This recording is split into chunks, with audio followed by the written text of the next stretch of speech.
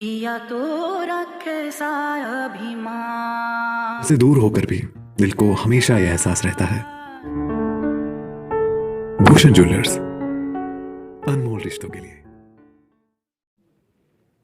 कुछ दिन पहले हमारी भारतीय मजदूर संघ के सभी प्रमुख साथियों के साथ बैठक हुई थी और बहुत सारे विषय जो कर्मचारियों से संबंधित थे उन विषयों पर चर्चा हुई थी। तो विभागों को हमने उस वक्त भी आदेश दिए थे, समाधान की दृष्टि से जो चीज़ें उसमें की जा सकती है उसमें आप कार्रवाई शुरू करें, और उस दिशा में कार्रवाई आगे हुई भी।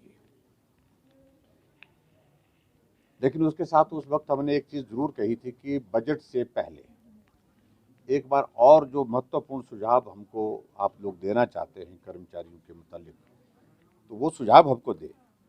आज हमारे 36 एजेंडा आइटम थी, उन पर भारतीय मजदूर संघ के अध्यक्ष राणा जी और उनके साथ पूरी टीम ने सारी डिटेल में चर्चा की है एक एक विभाग से संबंधित, और उसमें हम संभावनाएं तलाश रहे हैं जो जो चीज़ें कर्मचारियों के हित में की जा सकती हैं, मजदूरों के हित में की जा सकती है हिमाचल प्रदेश में। हालांकि मैं इस बात से भी सहमत हूँ, मैंने वाकिफ भी किया सभी साथियों को कि कोविड की सिचुएशन के कारण बहुत सारी चीज़ें जो करने की दिशा में हम आगे बढ़ कर के सोचते थे उसमें कठिनाइयाँ हैं, लेकिन फिर भी उसके बावजूद हमारा ईमानदार प्रयास रहेगा कर्मचारियों के हित में, और हमारे कर्मचारियों के साथ साथ में हमारे जो मजदूर हैं उनके इस हित में जो है जो भी बेहतर किया जा सकता है वो बेहतर करने की कोशिश करेंगे। ये हमने आज की बैठक में कही। तो जो सुझाव हमारे पास आए हैं अधिकारियों ने सबने नोट कर लिए हैं। सब नोट करने के पश्चात जो है उस पर बजट की प्रक्रिया आगे कैसे हो सकती है, क्या किया जा सकता है, जो डूएबल होगा, जो करने के योग्य होगा, उस दिशा में आगे बढ़ेंगे। Thank you.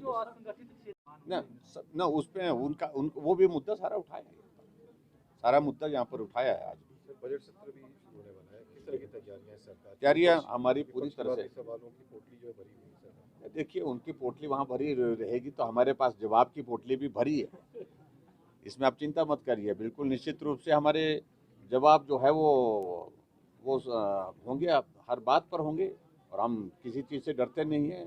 4 साल में हमने हिमाचल प्रदेश में इतने कठिन संकट में काम करने की दिशा में आगे जो काम किए हैं, बेहतर किए हैं, उसमें मैं दावे के साथ कह सकता हूँ जो किया जा सकता था बेहतरीन किया।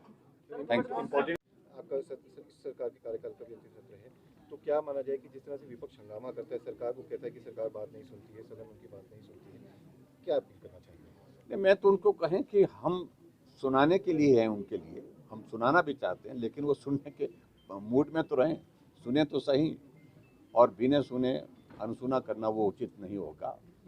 अगर वो विपक्ष की भूमिका निभाते हुए कोई भी प्रश्न करेंगे, सरकार को ये अधिकार है कि अपनी उनकी हर बात का जवाब दे, लेकिन जवाब सुनना पड़ेगा।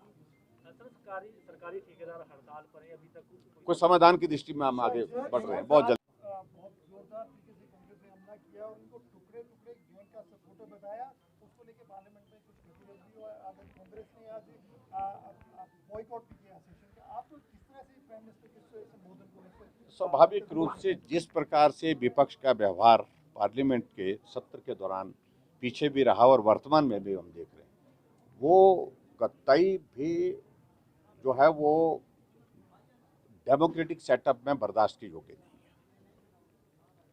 और ऐसी परिस्थिति में सरकार का पक्ष सुनने के लिए कम से कम मनस्थिति तो रहनी चाहिए, मानसिकता तो रहनी चाहिए। और ऐसी परिस्थिति में लगातार इस प्रकार से आरोप लगाना, बात कहना, और अपनी बात कहने के बाद सरकार के पक्ष को नहीं सुनना, ये दुर्भाग्यपूर्ण है।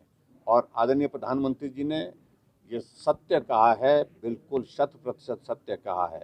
जिस प्रकार से कांग्रेस सत्ता के बाहर जो है वो छटपटा रही है, सत्ता को हासिल करने के लिए कुछ भी करने के लिए तैयार हुई पड़ी है, वो एक परिस्थिति दिखती है। तो टुकड़े टुकड़े गैंग को इकट्ठा करने की कोशिश कर रही है, और उनके साथ उनके सहयोग से, चाहे कांग्रेस के अंदर भी बहुत सारे लोग हैं उसमें जो उस पक्ष में नहीं हैं, लेकिन फिर भी कुछ नेता कांग्रेस पार्टी सारी नहीं, कुछ नेता उसमें जो इस प्रकार से ऐसी कोशिश कर रहे हैं कि हम सत्ता हासिल कैसे करें। इसलिए सबका इस प्रकार से जो जो टुकड़े टुकड़े गैंग का जिक्र आ रहा है उसका भी सहयोग लेने के लिए तैयार हुआ। लास्ट क्वेश्चन है, पुलिस बैंड देखिए, हमने अपनी ओर से बात कही है, अब ये कर्मचारियों को अपने आप सोचना है। Thank you. Thank you sir.